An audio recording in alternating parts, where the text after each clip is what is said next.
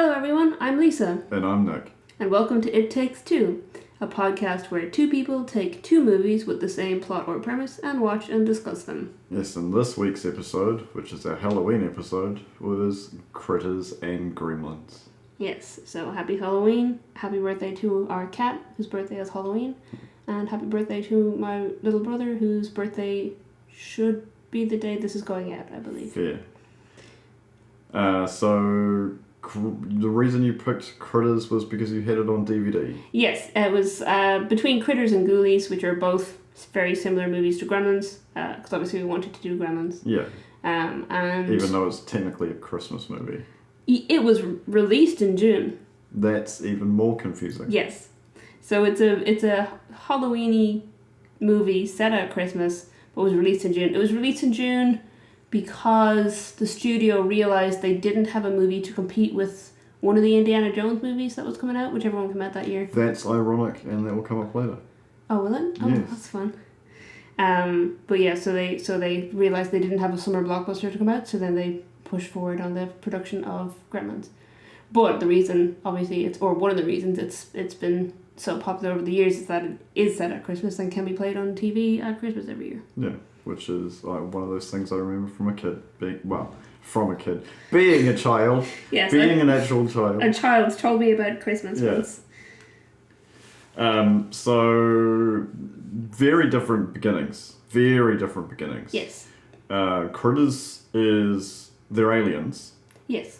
And they're on a prison asteroid, which I found confusing because that's just, why would you build on an asteroid and not like a moon? Because asteroids tend to be, they can be locked in an orbit, but that's a weird place. Anyway. Yeah, so they're in space prison. There's like a space station. It's what opens with like this communication from space station or whatever about prison. And then there's an explosion and stuff, and the Krites, as they're called, get out, and they become like space pirates because they steal a ship, and then they send shape-shifting bounty hunters after them. Yeah. There's also mentioned the fact that they killed some of them to save on food. Right, yeah. Which, that's a really bad prison system.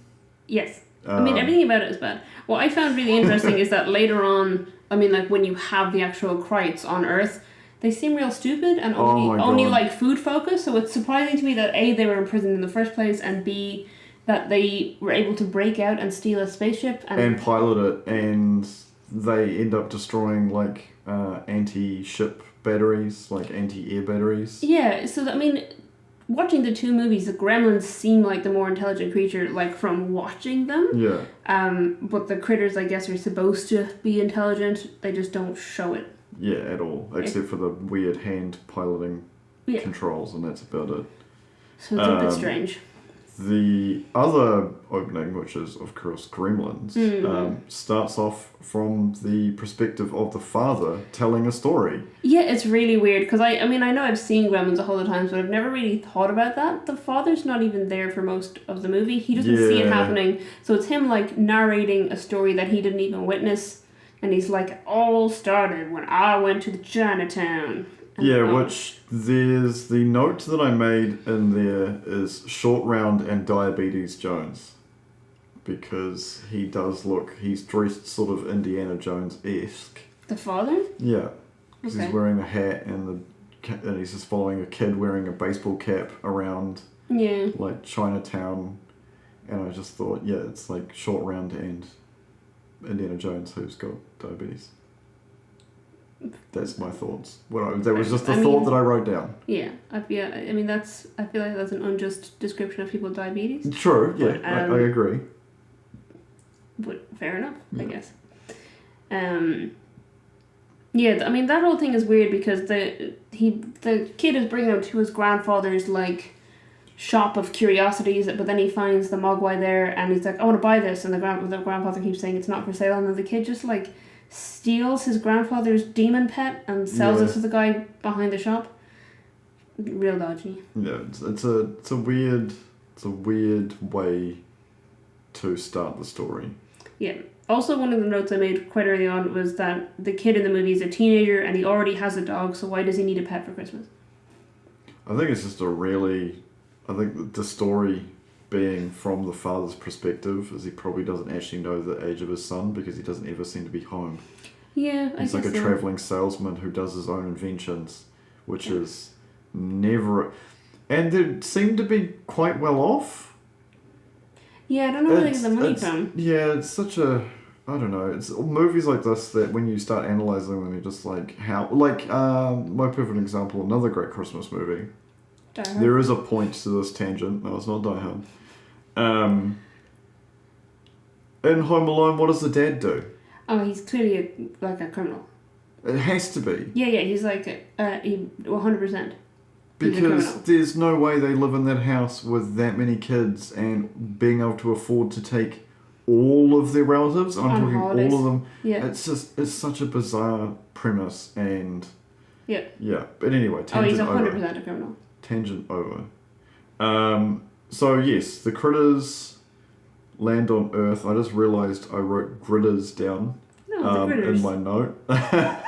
Yeah, so it's interesting because the opening of Critters cuts from these like space pirate scenes to like a real stereotypical ranch with all this wholesome music and family having breakfast together and There stuff. is a note I've got here, which is the aliens escape to Earth, and of course they land in small town America. Yeah, of course they do. Yeah. The bounty hunters they send after them Yes. from the prison look like the Ravagers from Guardians of the Galaxy. Yeah, They're wearing red leather. Yeah. And then they one of them takes the form of like an 80s hairband guy. So they watch the whole of Earth's history through TV, including like obviously fictional stuff. So they don't know what's real, what's not. So they watch all this shit on a TV. Like they fast forward through the whole of Earth, and then they land on this music video, which plays about a dozen times throughout the thing. This song that's made up for this movie. And the guy he shapeshifts into the appearance of Johnny Steele, the fictional guy who sings the song. Who's clearly a household name because everyone recognises it and are very confused. Yeah. Yeah, everyone's like, I do love that moment because there's two bounty hunters and the other one switches between people in the town as his like face. And there's a moment where someone says to the kid like, who did you bring? And he goes like... Oh, I can't remember the guy's name, but like this guy and Jimmy and Johnny Steele or whatever. You're just like Charlie. What? Charlie, yeah, Charlie and Johnny Steele, and it's like, what? You brought Johnny Steele to help? Yeah, it's an interesting sort of setup because the daughter doesn't look like the father or the mother, so I guess she was just picked as her acting rather than lookalikes to the characters. Mm-hmm. None of them seem to be the main character except the small child, who I don't even remember writing down his name because it felt irrelevant. This is the thing about this movie, Critters in general, is you don't seem to care. I didn't care. There was nothing they put in the movie that made you give a shit about the characters. Well, I would say as much as it's marketed as like their answer to Gremlins, I felt like... and this will come up quite a bit.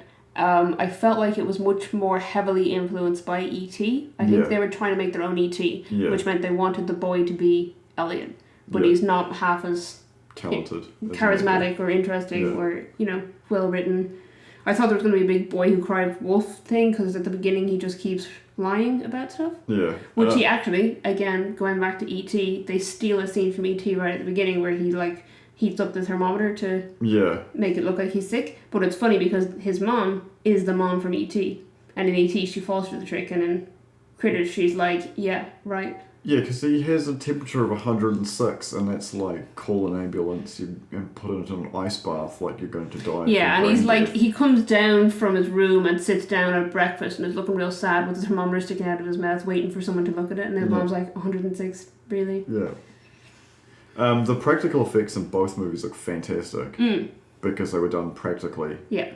I think so. In the face changing scene with the not Ravagers, the bounty hunters, I think it was sort of wax that they probably had heat lamps. It was really interesting. I think it was quite gruesome, which surprised me. Because you go through the full stages. They start off with these like neon green like mannequin faces. Yeah, and it melts down so there's just a skull, and then it builds up the blood and the skin and the it was really well done. Yeah, it was really cool, and it was clearly like a kind of stop motion thing going on, but it was interesting. The main bounty hunter, the what was his name? Something Steele. Johnny Steele. Johnny Steele looks like if Tim Curry was younger and got into hair metal. Yeah, a little bit. Yeah. So with the... If you haven't seen Gremlins, I don't understand how. The main protagonist, other than the Gremlins, is Miss Deagle, who seems... Antagonist. Antagonist, what did I say? Protagonist. Yeah. Yes. Miss Deagle is the main character. Yeah, the other main character. She owns half the town? It's very confusing. It's very... I felt like she's a call-out to Mr. Potter. No, I thought Mr. Potter in It's a Wonderful Life is where I was thinking. Whereas the whole thing about, the banker being the villain and people owe money to her and that, and it ruins Christmas because bankers ruin Christmas. I just thought she was just Ebenezer Scrooge. Okay. I mean, I think they wanted it to be Mr. Potter because they also show It's a Wonderful Life on TV in the movie, so I think they were trying to be like, look, did you get it? Did you get what we're doing? I didn't. But but probably, honestly, Potter might have been an homage to Mr. Scrooge in the first place. Yeah. But yeah, it is that, tales all this time, bankers ruin Christmas for everyone kind of situation. Because it has the starting point of her going to the bank where the main character, who I can't remember the name of, Billy, maybe. I'm not disagreeing with you. I'm just like maybe that's I'm correct. pretty sure that's that Billy. Sounds correct. So he's late for work because his foreign car won't start, and his next door neighbour's giving him grief because he should have bought American because it was in that era where everything else that wasn't American was bad. And she pushes in line at the bank because he's a bank teller. He's got a dog underneath the bench. Mm-hmm.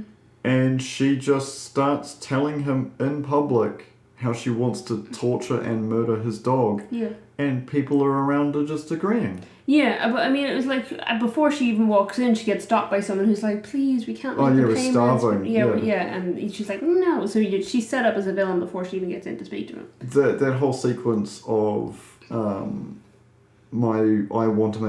like the bank, I want to make money. Mm-hmm. And then the mum and the two kids walk away, and the kid turns to the mum and says, Mum, I'm hungry. And she's like, so am I, baby, so am I. And I was like, holy crap. Yeah. Like, this was when America was like booming too. Like, that's dark as hell. Yeah. For a PG-13. The first ever PG-13. Yeah. It's that's why they created the rating, was for Gremlins.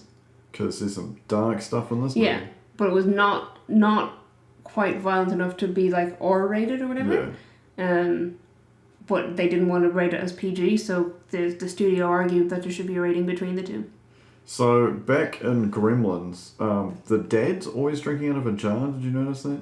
Like every single drink he's having, he's drinking it out of a jar. No, I didn't even notice. Wow, that. I did. It just seems. Yeah, the whole family seems really odd.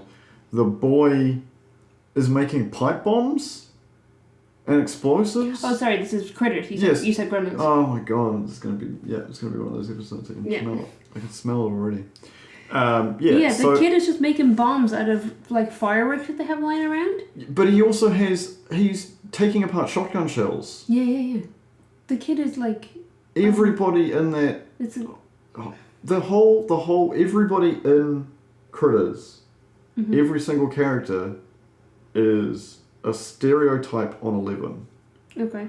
You've got Charlie, who's their like indentured sort of assistant at the farm. Who's also an alcoholic and a conspiracy theorist and believes in aliens. But he was also really gifted and had like a full-on career in front of him, and then he just like started believing in aliens, and he could hear them with his fillings, and his just life goes down the toilet. Yeah. When they go to the police station to tell them what's happened, the police don't believe them because they're like, that happens in both. True. That is one of the things that happens in both, is that the police don't believe the story. What I thought was interesting was the police in Critters are totally incompetent. Yeah. The police in Gremlins, start like trying to figure out what's happening, and they're literally in their car and a guy is like being attacked by gremlins and they roll up their window and drive away from him. Yeah, these movies don't exist or work without police being rubbish. Yeah. And it sort of seems to be a theme of movies where it's like, oh, well, no one's coming to help us. We gotta help ourselves. Yeah. So they have the daughter who doesn't look like anybody else. You keep saying that. I don't look like my family, so it happens. Yeah, okay. She invites her boyfriend over, which was Billy Zane. Steve! Yeah. Billy Zane is one of the only people whose names I remember in that movie. So, yeah. And they have dinner. He gets told off and has to go to his room where he's making pipe bombs. And they go into the hayloft to make out. Yeah, and they make out for a very long time. Because so much stuff happens and you're like, where are they? And it cuts back to them still making out. And then you get the cop who's actually good at his job, who's driving around, and I'm assuming is obsessed with the call operator. Because he has cute names for her and she's just like, what do you want? Yeah. He's terrible because then he gets eaten by the critters. He's one of the only deaths that I think him and Steve are the only deaths we see in Critters. Is that right? Yeah, I think so. He's just left and everyone's just like, where is he? Oh, well, we haven't seen him in hours. Oh, okay. It's like, there's a police officer missing. Like, do something about it. Yeah. Where Gremlins, as like a ramp, is real slow and the tension builds so incredibly strongly that the reveal that when you feed them after midnight, they turn into these horrible monsters. Yeah. Well, it's such a higher payoff. Yeah, that's interesting that they have like a set of rules. Yeah. So it's really set up like a horror movie, even though it is kind of comedy, kind of family movie. It's a mix of everything. But that's very set up like a horror movie. Like, these are the rules to obey. Yeah. If you don't obey them, things will go wrong. I will have to say one controversial thing right here. Yep, you don't like Gremlins? No. Is that it? No. Oh. What? Why would that be it? I don't know. I have it on deck. Anyway. Mogwai would solve all food crises. I mean, that depends on whether they're actually good to eat. Because they could be poisonous to humans. True. But you wouldn't know without trying. That's true. I don't think I would want to try. I know. Then again, I'm vegan, so I would. And I'm vegetarian, so yes. But I'm saying that they don't need to eat after... Well, you can't feed them after midnight. They've come out fully grown with just a drop of water. Yeah. This is an interesting sequence when they show that first. Yeah. I looked at how they did that practical effects wise, and it's they made little balloons with the fur over it, and then they just pumped up the balloon. Yeah. But yeah, I'm just saying that, you could factory farm Mogwai and solve all food. That's horrible. It sounds like it reminds me of poplars and Futurama. See, this is the thing, because the crates in critters come off as being able to fly a spaceship and plot 4-dimensional routes through interstellar travel and operate defenses on a spaceship that they don't know. And then when they land on Earth, they're driven entirely by hunger and get distracted by chickens. Yeah. Versus the Mogwai, the Gremlins race, who can talk, borderline. It's very awkward keeping them as pets because they do seem way more intelligent than just like a cat. Yeah, they're super intelligent. I'm trying to think, because I made a note of how intelligent they are. So it was, they cut the wire to the clock so that Billy won't know it's after midnight, so they can be fed.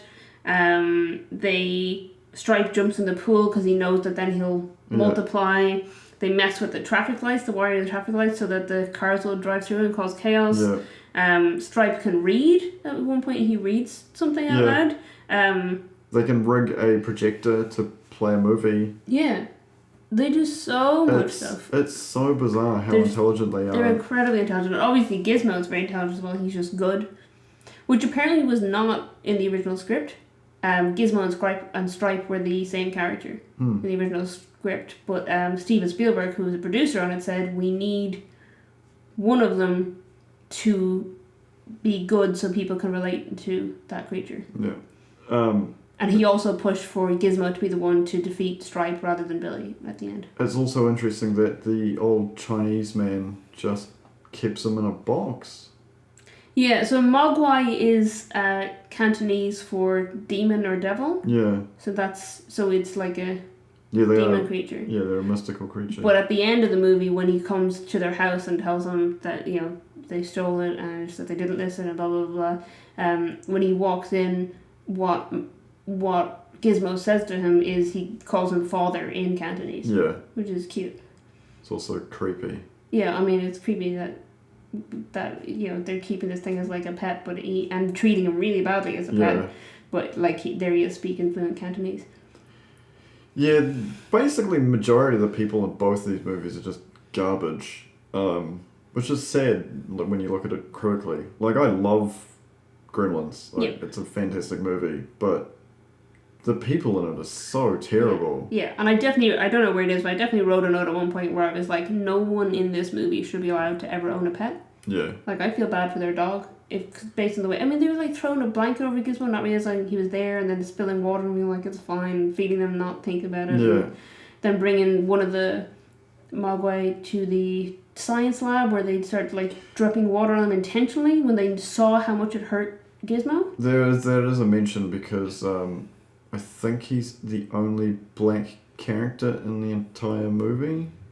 I do like the fact that he's a scientist. Apparently, this is like, I'm going to go into this now. Okay. I was going to leave this as my notes at the end. Most of the IMDb trivia for Gremlins is about how much more gruesome the original script was and how they had to keep cutting back. One of the things was that guy, Mr. Hansen, the science teacher, originally his death was supposed to be with dozens of hypodermic needles stuck in his face. Wow. And then Steven Spielberg again was like, can we reshoot that and just put one needle in his butt? Yeah. It's a little bit better for child audiences. So they'd filmed it with him with like 20 or something needles stuck in his face.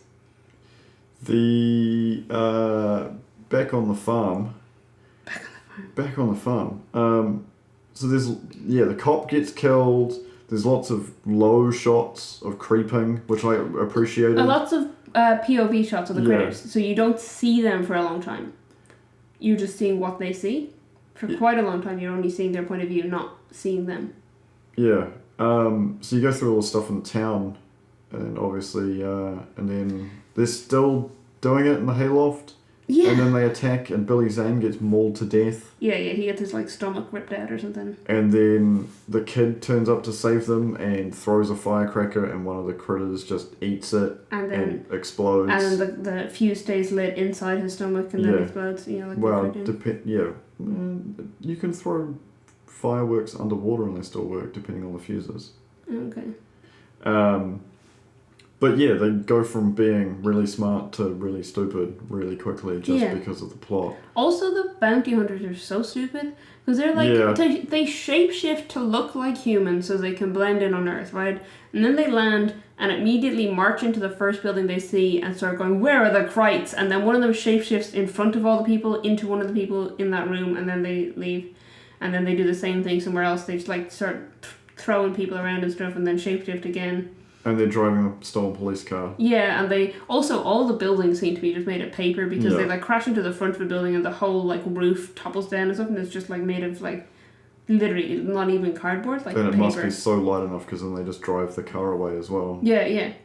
So they go to the bar, Charlie's there, shapeshifts into Charlie, they're driving along, then the kid runs into them. Yeah, so the critters at this point are at the farmhouse and are like, the family accidentally locked themselves out of the farmhouse like idiots, and then the kid has to like sneak back in to let them back in, and then they're hiding, and the child is like, I'll go get help, and he goes to get his bike, but one of the critters is eating his bike or something, so he leaves on foot. And then he finds a police car, which has been stolen by these two bounty hunters. So he gets in the back of the police car, and it's instead of either the police in the set town that only has 2 police officers, so he knows the police officers. 3 is there a third one? Yeah. Maybe. I thought it was only the day shift and the night shift guy. Oh yeah, because it's I'm thinking of the receptionist lady. Yeah. Or whatever her position is, control operator. So there's two police officers. So this kid will definitely know the two police officers in town. So he gets in the back of the car, and in the car is Charlie, his dad's assistant and alcoholic friend. Who hangs out with him and lets him set off fireworks. Yeah, and Johnny Steele, who is like a superstar. Name. So he gets in the back of the car, and he's just like, go, and he's like, my hand, something, and he doesn't have to say a single complete sentence, and he's like, why aren't you driving? Go! And then he's like, wait, Charlie, what are you doing? But like, he doesn't even tell them what's happening or where to go or why he's gotten in the car. He just jumps in and is like, so it's baffling to me, because I was like, what was his plan? Run and get help, but don't tell them that you need help or why you need help? It's really strange. Yeah, so the other dark stuff that happens in Gremlins is one of my favourite moments of all sort of cinema that's aimed at a younger audience. Mm-hmm. Where Billy's girlfriend, in brackets because it's never actually said... Oh yeah, this scene. Talks about her father, why she hates Christmas. Yeah. And Billy's like, why do you hate Christmas? And her father got trapped in the chimney and died. And that's why she hates Christmas. Yeah. And it's never mentioned ever again. It's so dark. It's that, like, they were waiting for her father to come home on Christmas Eve and he didn't. And then, the next day he wasn't home and they were getting police to look for him and there was no sign of him anywhere. And then a few days later they started to notice the smell.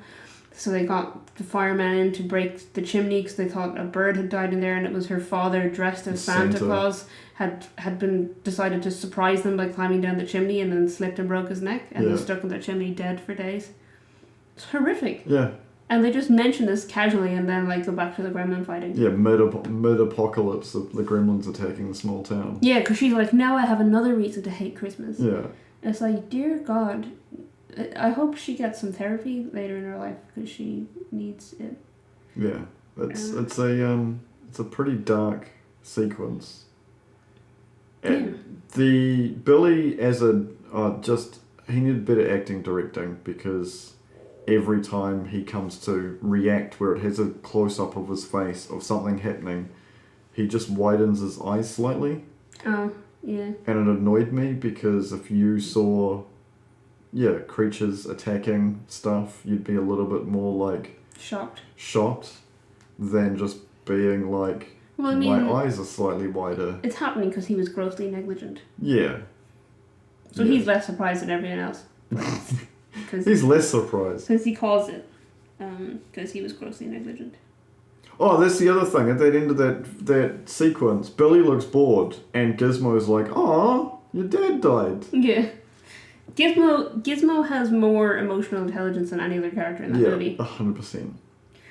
One of the things I liked that was a difference in either two movie is the mom's reaction. Because she just goes full ham. Yeah, so in Critters, the mom just is wailing and crying the whole time and then passes out or whatever. And the dad's also useless too, though. Yeah.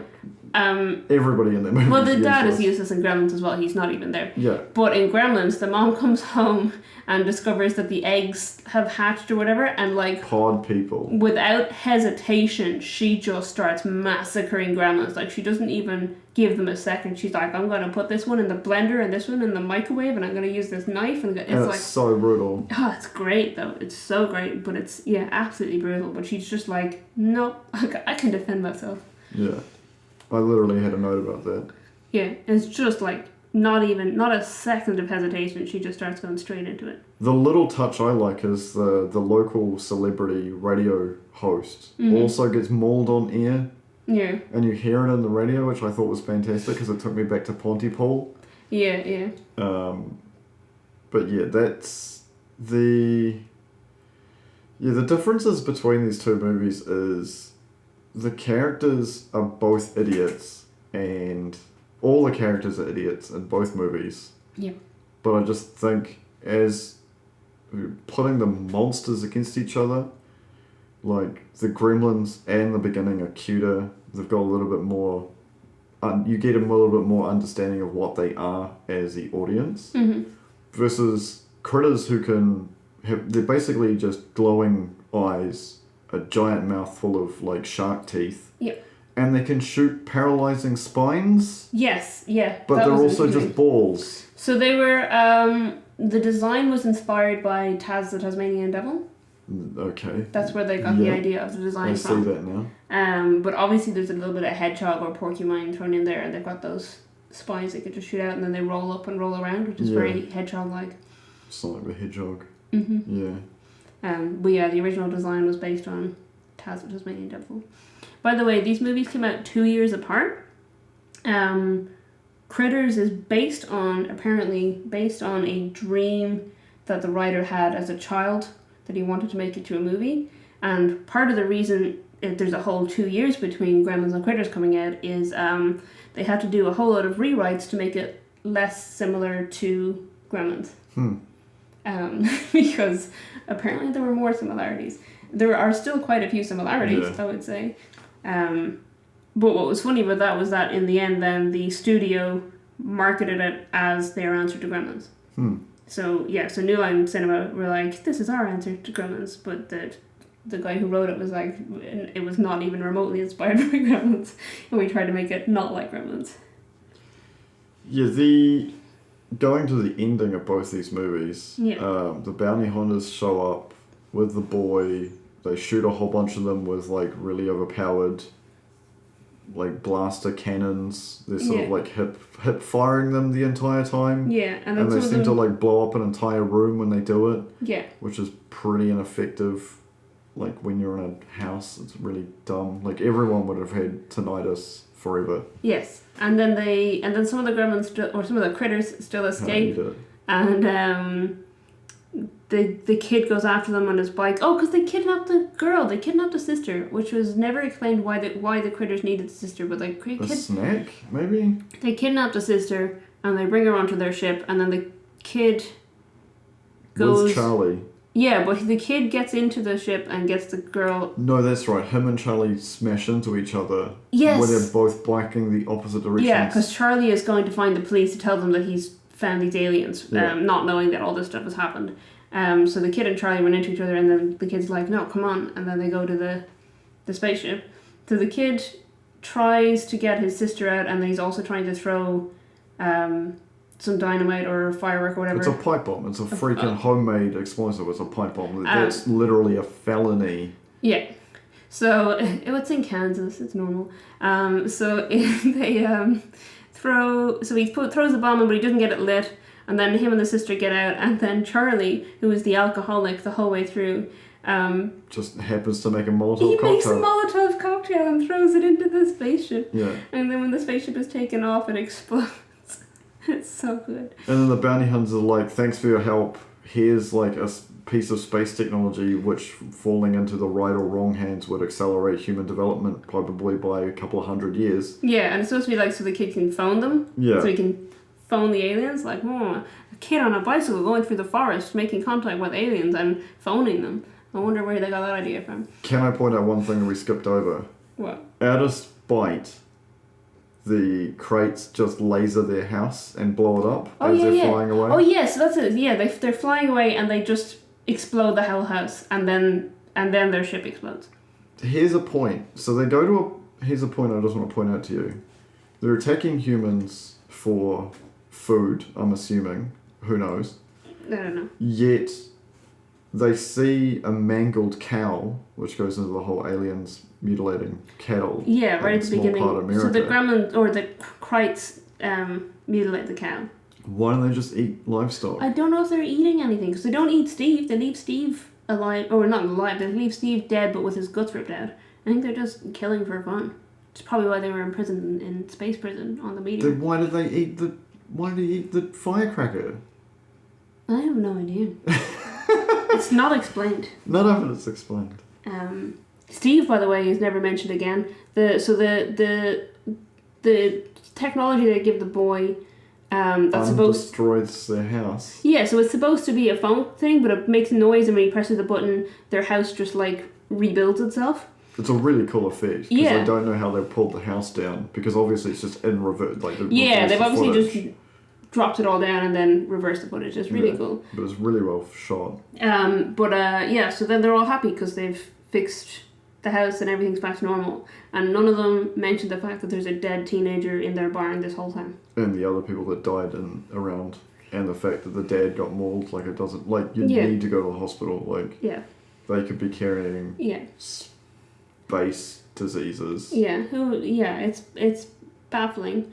But I did think I was just like, poor Billy Zane, poor Steve. They just never mentioned him again. Versus the end of Gremlins. The fact that I wrote Gritters down is throwing me off. They kill all the minions, all Spike's children. Stripe. I kept calling him Spike as well. I don't know why. Stripe's children in the movie theatre. Stripes across the road getting candy. Spike is the villain in the second one, I think. Is that accurate? I don't know. Spike to me just thinks of Angel and Buffy. Oh yeah.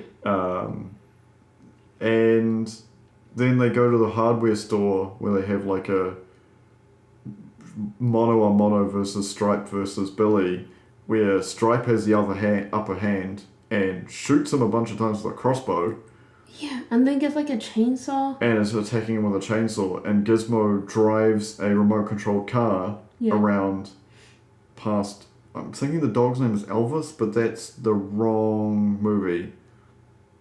I was going to say Mushroom, but Mushroom is the actual dog actor's name we just heard. Barney, is it? Bar something? Begins with a B. Yeah. Anyway, Mushroom. Mushroom is the dog actor's name. Yeah. And, they trap him, open the vents. Gizmo opens the vents like the humans. Open the blinds. Blinds, because it's now dawn. Yeah. And he has the most brutal melting sequence. Yeah, and like after he's like melted, the skeleton jumps out. And I love that section. It's so they are clearly supernatural because the amount of punishment they take. Yeah. Like Gizmo gets the crap beaten out of him at certain points. Yeah, and it's just like perfectly fine.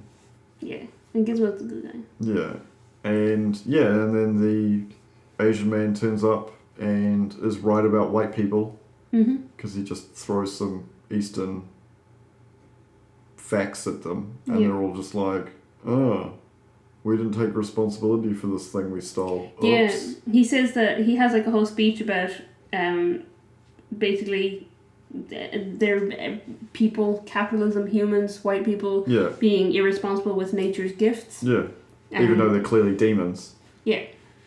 No, but he said like you treated them the same way you would treat all nature's gifts. Yeah. Which is just, what can I get out of it?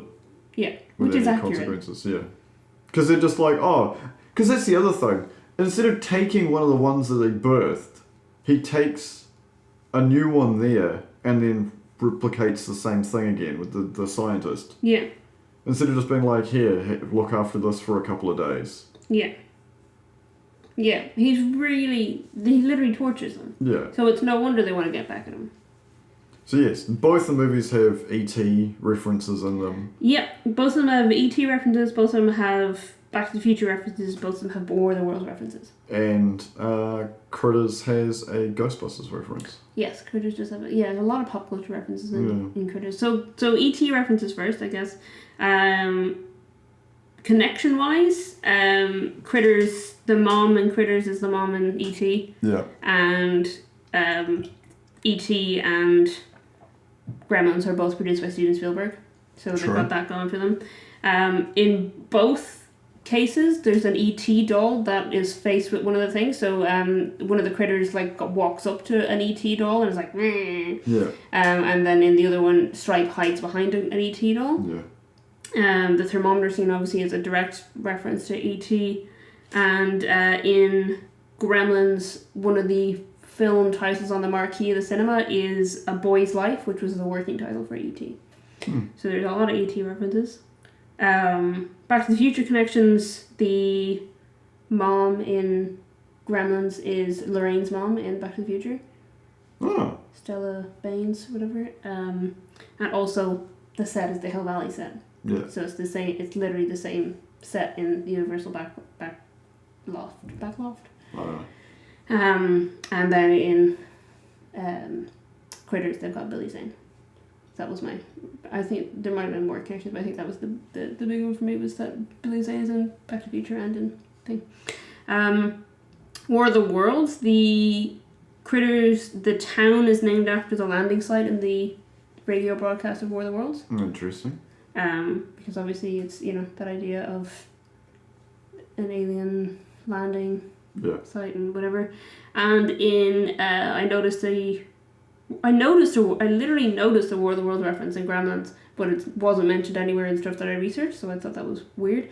But literally there's the radio host you hear it on one point in the radio where he's like saying like someone is calling him about this and this, and then he says people need to stop calling in with this Orson Welles crap or something like that. Yeah.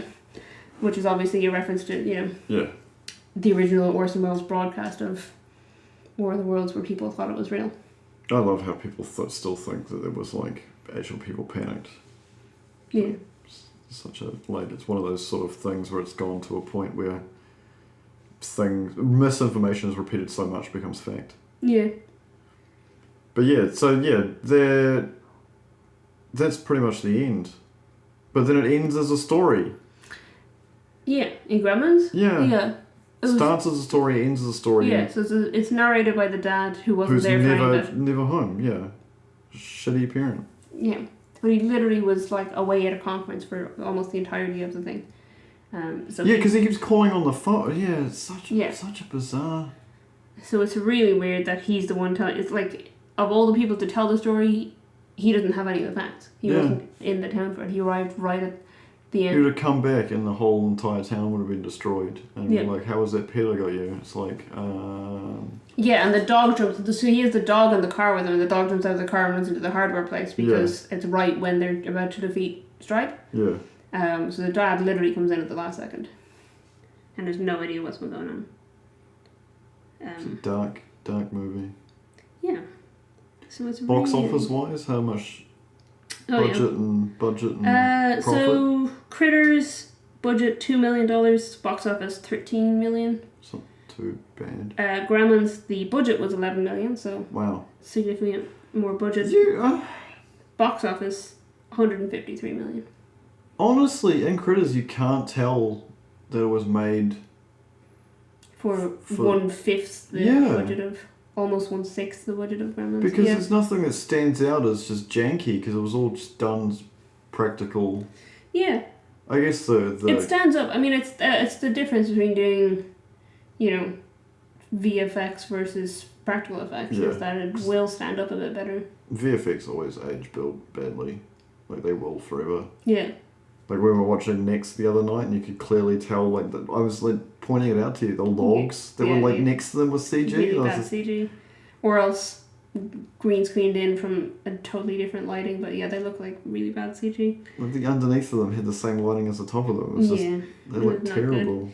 So VFX is going to age, like, computer effects is going to age much, much worse than practical effects. You can even tell the Jurassic Park movies. Like, the first one with the raptors and the T-Rex, they look fantastic. Yeah. Yeah, and I think we've mentioned this in another episode, or maybe one that hasn't been released yet, that Lord of the Rings and The Hobbit is another example of that, of VFX versus practical effects. On the note of the animatronics in Jurassic Park, though, one of the notes I found about Gremlins was there's no CGI, so all of the Gremlins were animatronics. Each Gremlin cost between $30,000 and $40,000. Wow, and that sequence where they're all in the bar, and the sequence where in the movie theatre. Yeah, so this is where the budget went. So each Gremlin was about $40,000 worth of animatronics. So every day at the end of shooting, they would have security search everyone's cars to make sure no one had stolen a Gremlin. Makes sense. Yeah, because they had so many of them on set, and they're $40,000 each. That's nuts. Yeah. And they take some abuse too. Yeah. So they would have been really well built. There's definitely parts where there's puppetry. I know the scene where the mother is killing a whole lot of Gremlins. There's a lot of puppetry in that, because that was one of the things. Apparently there's a goof in that, or like that I didn't notice when watching it, where you can see the puppeteer's head behind the microwave, and then in the next shot he's ducked down so you can't see him anymore. But apparently there's like a split second where you can see the puppeteer's head. But yeah, most of the time they're animatronics, and expensive animatronics. Very. Yeah. Yeah, so like I said, a lot of my notes are about how brutal the film was to begin with. Original script had the Gremlins killing the dog, and when the mother went up into his room when she like heard the noise or whatever, when the pods hatched. Yeah, the Gremlins cut off her head and threw it down the stairs. Wow. Yeah. They were never shot because Warner Brothers wanted the movie to be family oriented. But can you imagine that? That would have been great. The original script also contained a scene where Gremlins attacked a McDonald's and they ate the customers instead of the burgers. Would have been fun. That would have been just really bad, because Warner Brothers would have been like, yeah, you gotta take that McDonald's stuff out, because they might be like... Yeah. Just go into McDonald's and eat the customers. Because there was a big time, like, if you were the summer movie, you got, like, Happy Meal toys. I know people that are out there, well, I don't personally know them, I know of people that are out there that have collected those things like it's a religion. Yeah, absolutely. This is a fun note as well, along the lines of the animatronic stuff. The Gizmo puppets, so they had puppets for Gizmo, and because they were smaller, the animatronics broke down more often. Yeah, it makes sense. So the crew were so frustrated by them that they added in that scene where the Gremlins hang Gizmo on the wall and throw darts at him, so that the crew, because the crew had a list called horrible things to do to Gizmo because they were so annoyed by the puppets, so they decided to put one in the movie, and that was one of them, was get the Gremlins to throw darts at him. So it was to satisfy the crew that they added that scene in, which I thought was fun. Ratings wise? Yeah, what critically? I'm assuming it's credits, right? Am I right? Is it credits is a better movie? Well, they're not too far apart. So I didn't think they would be. Yeah, so IMDb ratings is what we've been basing on largely, and Critters got 6.1 on IMDb, and Gremlins has 7.3. I can have a look at other ratings. So Rotten Tomatoes, the critics give Critters 50, and their audience give it 45. So audience don't like it very much, and Gremlins, the critics give it 85 and the audience give it 78. So it's got Gremlins got much higher ratings on Rotten Tomatoes, but on IMDb they're relatively close. Yeah, closer than I thought they'd be. Yeah, they're not too bad. Did I have any other notes? I didn't have any. No, not really. I think I've already gone through all the notes that I had on Critters, because it was just about, the guy having dreamed about it and the design being based on Taz, which was interesting to me. But yeah, I just thought it was funny how much of the IMDb trivia for Gremlins is about how much more violent the original script was. Yeah, that's a hard thing to sell in that era. Yeah, especially because PG-13, like I said, did not exist. Yeah. So it was Gremlins and whichever, I can't remember which Indiana Jones movie came out in 1984, but whichever Indiana Jones movie came out the same summer as it, both of them pushed that boundary, and the studios argued that there should be a rating higher than 13, higher than PG, so they brought in the PG-13 rating. It's interesting because it's kind of a downfall these days. What, to be... Just the fact that studios feel that PG-13 is such a safe bet that they just make all their movies PG-13. Yeah. And then you get like one R-rated, one in a saga of stories.